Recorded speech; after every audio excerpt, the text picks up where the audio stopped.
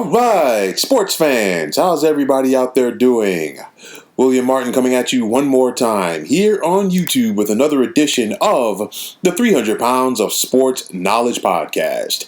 Now, the rich just got richer as after LaMarcus Aldridge was able to secure a buyout from the San Antonio Spurs, he has now agreed to join the Brooklyn Nets. Now, in Aldridge's 15-year NBA career, he has averaged 19.4 points and 8.3 rebounds per contest, while he is also a 7-time NBA All-Star.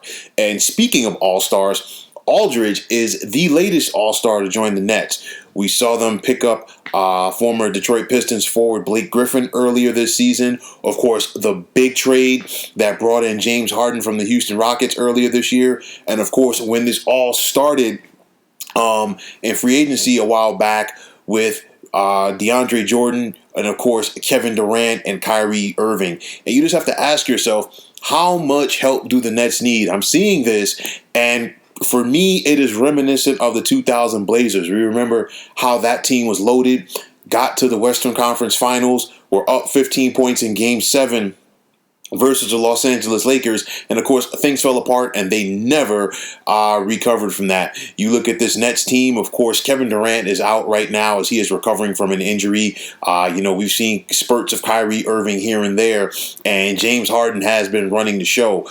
I think right now it is imperative, to get LaMarcus Aldridge into a rhythm. He definitely gives them more front court scoring.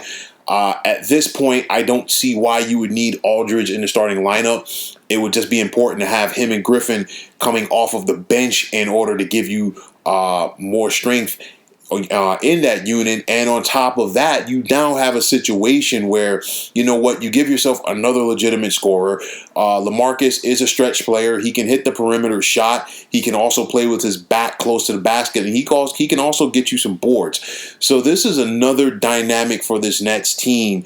And right now, it's championship or bust for Brooklyn. Make no mistake about it, because you can't have that much talent on your roster and not win.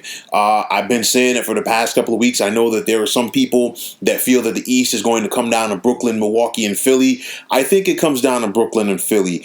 And this move right now gives the Nets another added dimension in order to get past the 76ers. I don't think that we're going to see that much of Kevin Durant for the remainder of the regular season. KD is really priming himself for the postseason because he wants to get that championship. Kyrie definitely wants to get that. And, of course, everybody else, it looks like, is trying to get on board with this championship train. So you look at all of this talent that has been assembled in downtown Brooklyn at Atlantic and Flatbush. The Nets got to get it done. The onus is on Steve Nash, of course, their head coach. Mike D'Antoni is the assistant. But like I've said before, D'Antoni is the one who is calling the shots. You cannot, I repeat, cannot assemble this much all-star talent on a basketball team and not win. So the Nets wanted this. They wanted this exposure. They wanted to win the back pages away from the New York Knicks. They've done that. But now guess what? It's put up or shut up time.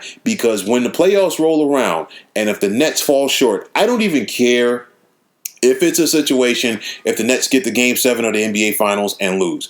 At this point in the game, if the Nets do not, and I repeat, do not win an NBA championship, this will be a big-time tarnish to the legacy of the likes of Kevin Durant, Kyrie Irving, and James Harden, and everybody else to try to tag along on this championship train or the so-called championship train. We'll have to wait and see. But the bottom line is, when you assemble this much talent on a squad, you have to get it done. So New York City is a, show me what you got place. And the bottom line is, the Nets wanted this. They got it. But now it's time to put up or shut up in the Big Apple and on the big stage. So, folks, that is going to wrap it up. And as always, I want to take this time out to thank you for tuning into the 300 Pounds of Sports Knowledge Podcast here on YouTube. I want to take this time out to thank all of you subscribers out there. And if you have not already, please feel free to subscribe to this channel.